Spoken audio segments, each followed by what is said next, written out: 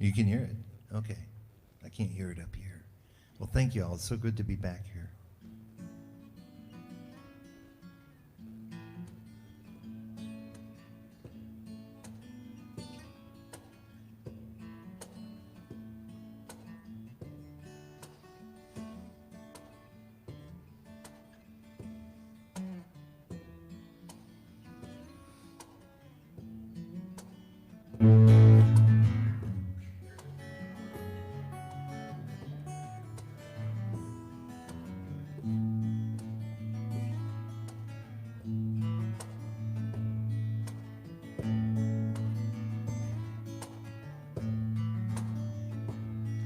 It's a classic contradiction, what we want and what we need. The things we take for granted, the things for which we bleed. Some are built to go the distance, and others just for speed.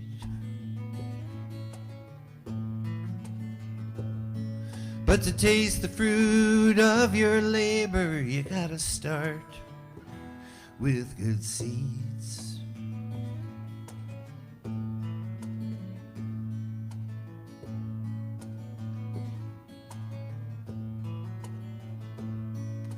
It's one thing to have a vision, another to have a plan.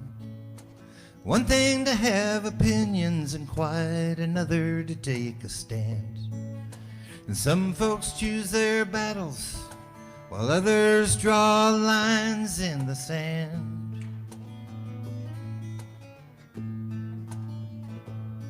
Well, you can scream about injustice, but you better be willing to lend a hand.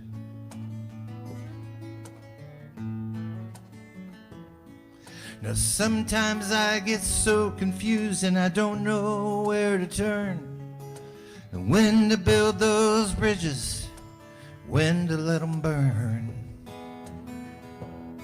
But there's a garden of Eden hidden here among the weeds, and I'm bound to reap the harvest if I start with good seeds.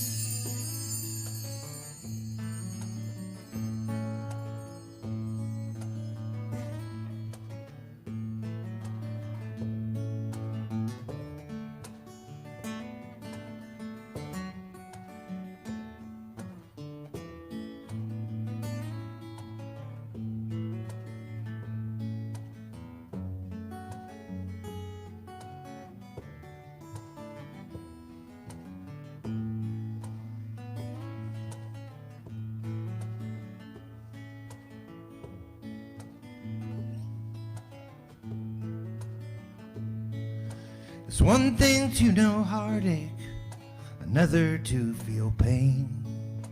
One thing to be the flower and another to be the rain. So don't think you're not good enough, that you don't deserve all that you gain.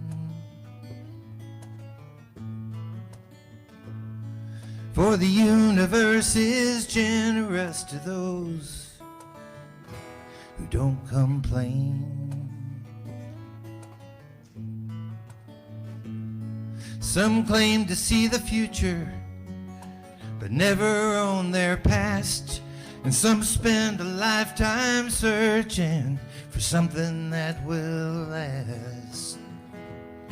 But there's a garden of Eden hidden here among the weeds, and I'm bound to reap the harvest if I start with good seeds.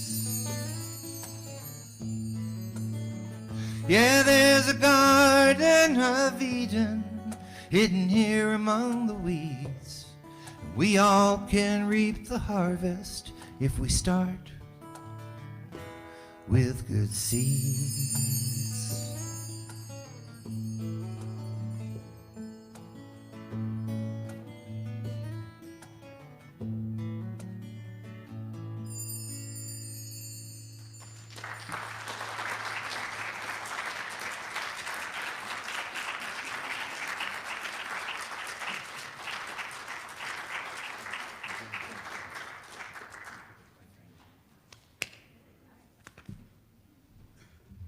Was I right?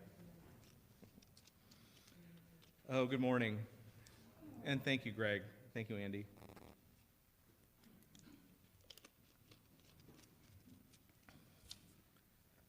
Tomorrow at 5:24 p.m., we reach the spring equinox.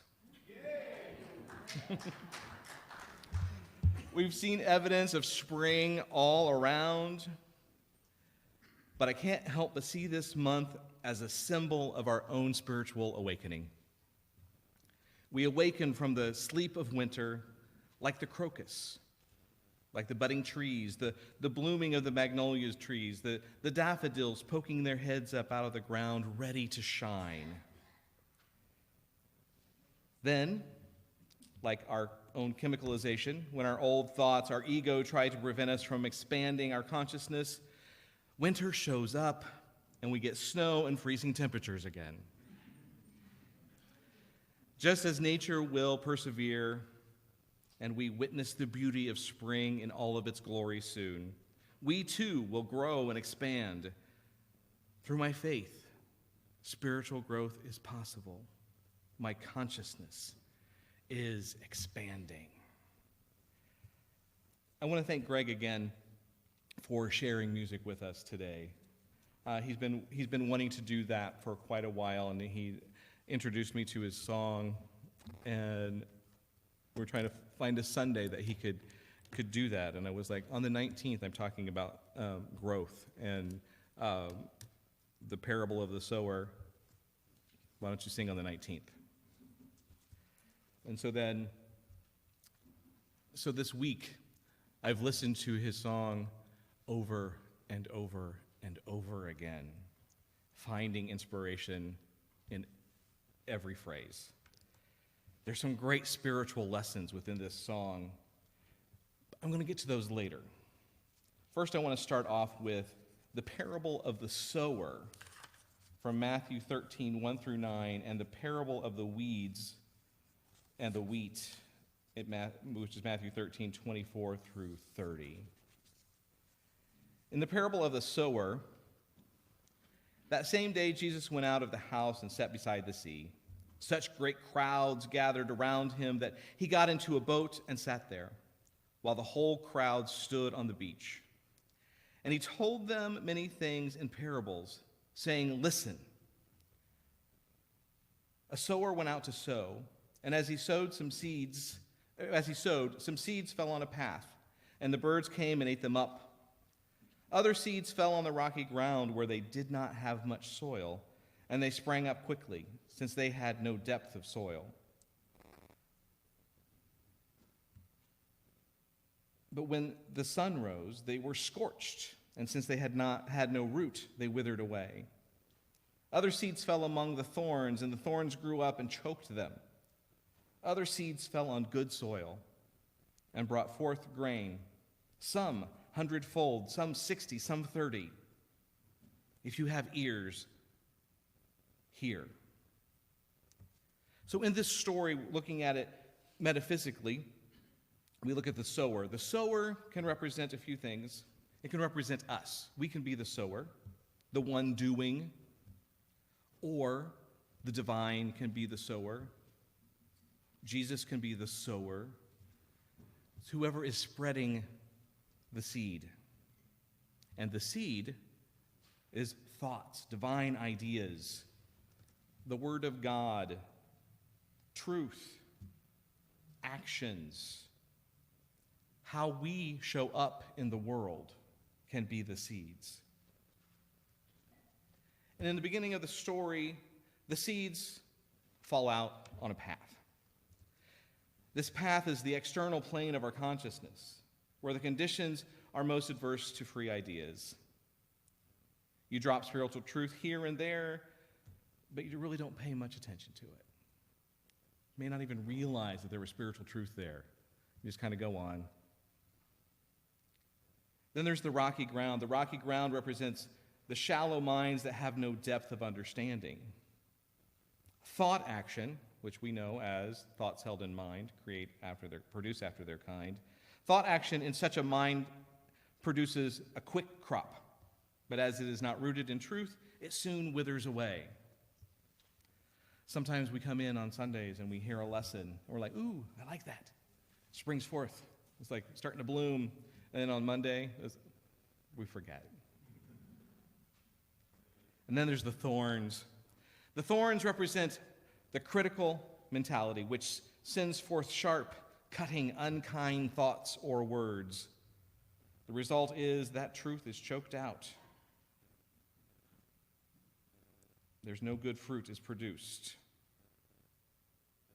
The thorns are also represent our fear of letting go of our error thoughts. I've always been this way. I'm afraid to let that go.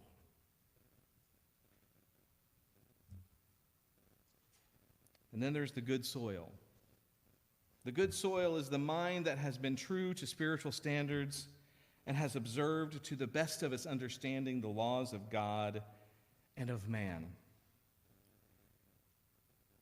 We achieve this through spiritual practice, practicing unity principles, praying, meditating, reading, studying, etc. However, we bring that spiritual truth in. And this process, actually, our Sunday services are kind of built on this.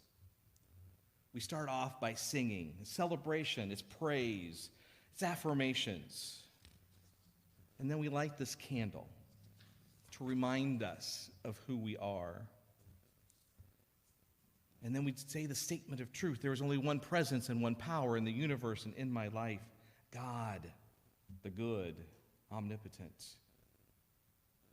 In stating that, we are releasing our world thoughts. We're releasing our thoughts of how we're bound to worldly things, our carnal thoughts, our error thoughts. And as we release those thoughts and we bring in more thoughts of truth, that there is one presence, that's God, that's source. We're filling ourselves up with source, and then we pray. And when we pray, we're letting God, we're letting source, we're letting this one power know our needs, know our gratitude, the things that we are so grateful for, the things that we need. And then we meditate. And when we meditate, we're listening to the divine. We'll sit in silence for a few moments to let the divine love, the divine joy, the divine grace, the divine peace wash over us.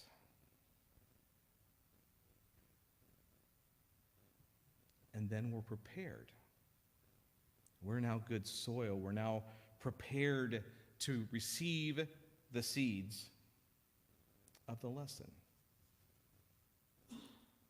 Or we're prepared to listen to the divine. Now we can be prepared to be good sowers as well as receivers.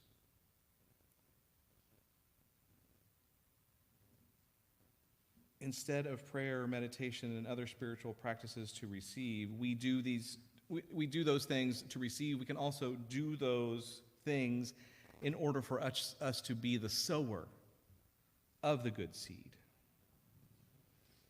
Does that make sense? Make sense? So those same spiritual practices that we do to go inward to receive the Spirit, we can, as we do those, then those same practices, that same place of consciousness, a garden of Eden, if you will, then we are prepared to go out and be the sower, to be the example. As we expand our consciousness, we raise the consciousness of the world. Now, the parable of the weeds among the wheat Matthew 13:24-30. He put before them another parable. The kingdom of heaven may be compared to someone who sowed good seed in his field. But while everybody was asleep, an enemy came and sowed weeds among the wheat and then went away. So when the plants came up and bore grain, the weeds appeared as well. And the slaves of the householder came and said to him, "Master, did you not sow good seed in your field? Where then did these weeds come from?" He answered, "An enemy has done this." The slave said to him, "Then do you want us to go and gather them?" But he replied, "No, for in gathering the weeds you would uproot the wheat along with them. Let both of them grow together until the harvest. And at the harvest time, I will tell the reapers, collect the weeds first and bind them in bundles and be burned, but gather the wheat into my barn." The kingdom of heaven. So he's comparing the kingdom of heaven to this. The kingdom of heaven is the realm of divine ideas, producing their expression. Perfect harmony. It is within man. This is from Revealing Word. The kingdom within, that realm, is man's consciousness, where he knows and understands God. The Christ consciousness that we talk about. The Garden of Eden.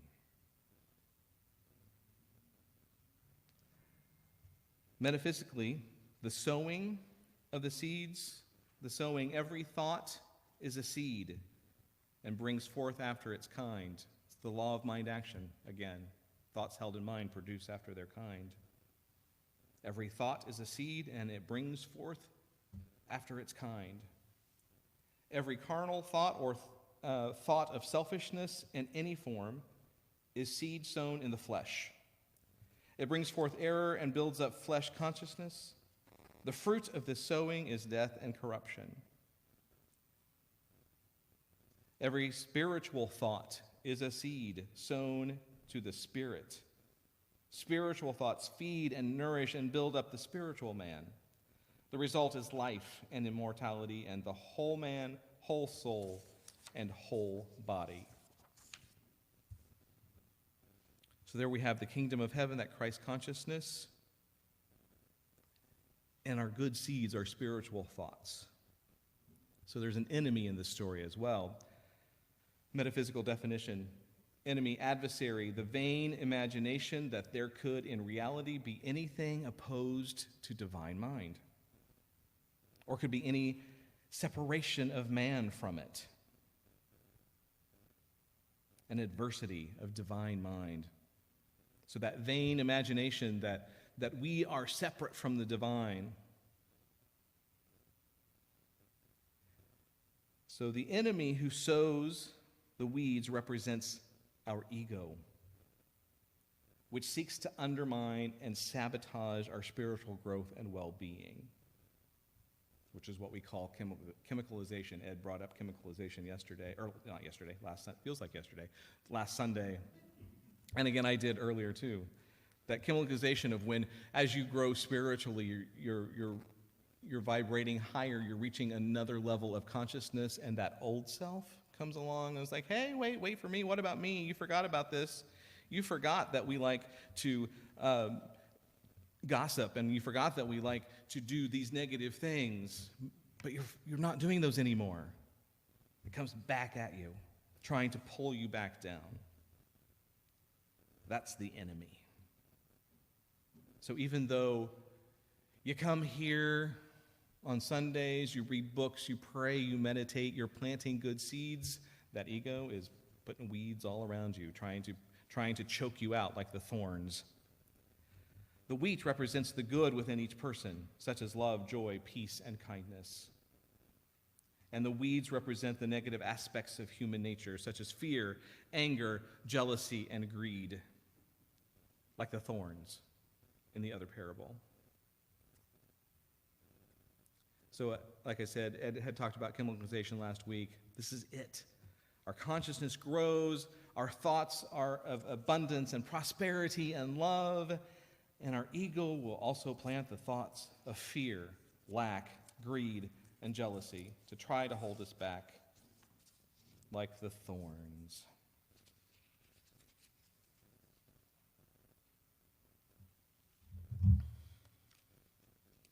I'm just going to remind us all of the 5 unity principles.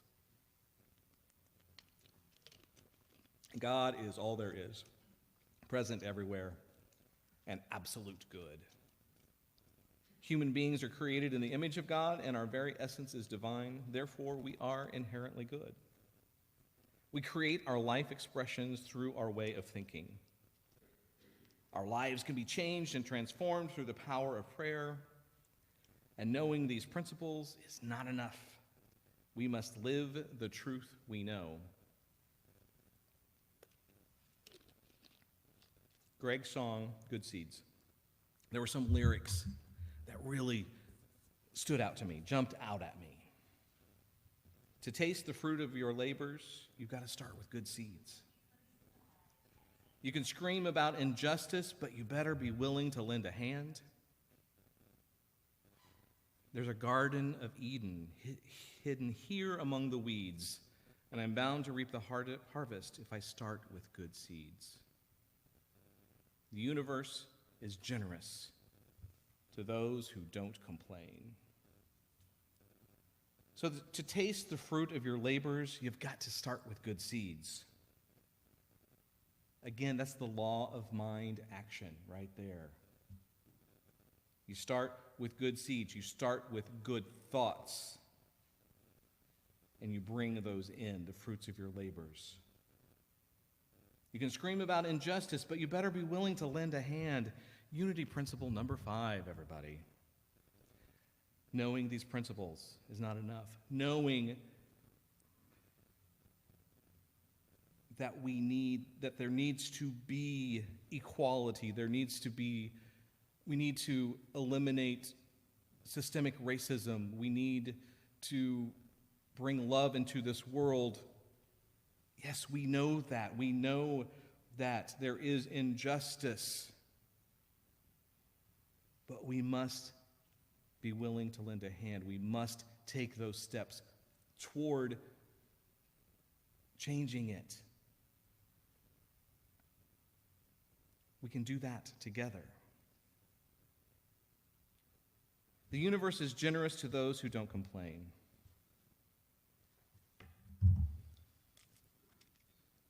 This reminded me of the first of the Beatitudes. Blessed is the poor in spirit, for theirs is the kingdom of heaven. When we look at this particular beatitude metaphysically, poor in spirit, this particular beatitude has taken a life of its own where it's like, you must be poor to enter the kingdom of heaven. Poor in spirit is those who have denied personal consciousness. They are poor in spirit of selfishness, but rich in the spirit of Christ. So blessed are those who have let go of their ego. For theirs is the kingdom of heaven. For theirs is the Christ consciousness. This is how we become good soil.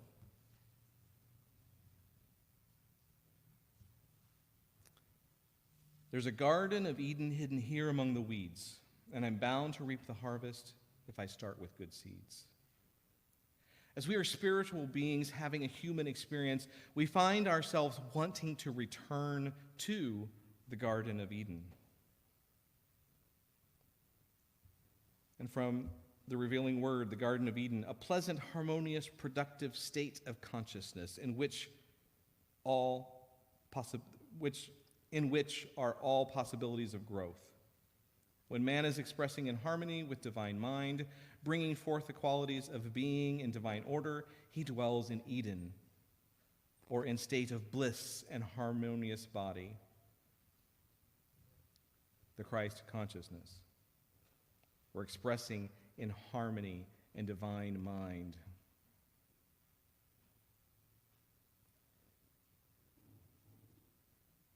our Unity of Indianapolis vision statement, seeing everyone as love, life expresses as love, harmony, and abundance. Our vision is that of the Garden of Eden.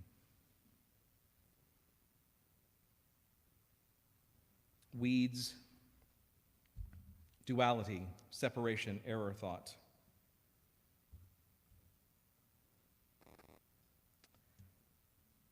So surrounded by us, each of us are individualizations of God. Each of us are the Garden of Eden. We have the potential of the Garden of Eden, of the Christ consciousness, and we are surrounded by weeds.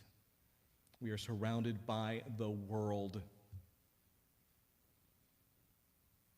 We are surrounded by,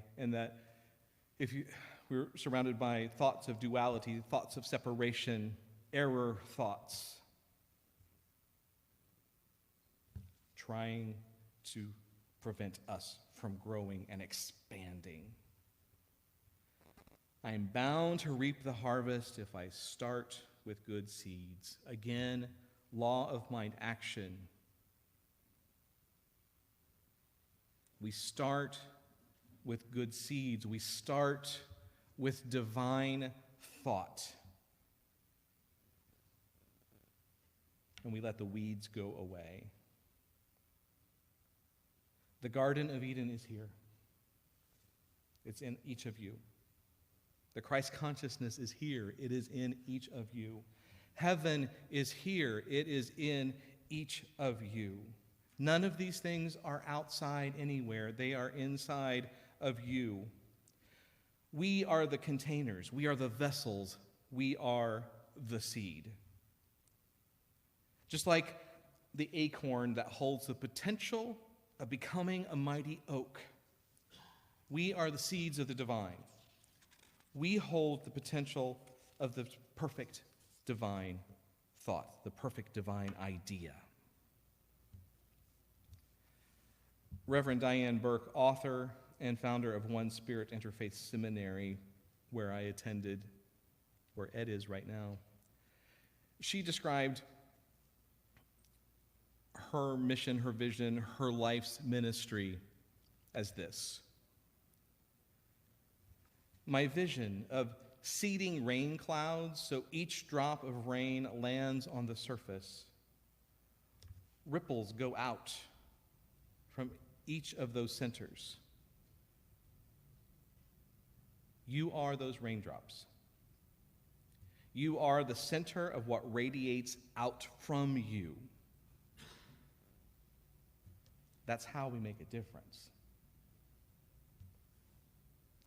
So it takes each of us as a drop of rain that radiates out and touches all around it, or as a sower of good seed, to spread that good seed, to speak and live our spiritual truth in and as the divine. There's a Garden of Eden hidden here among the weeds, and I'm bound to reap the harvest when I start with good seeds. Thank you so much.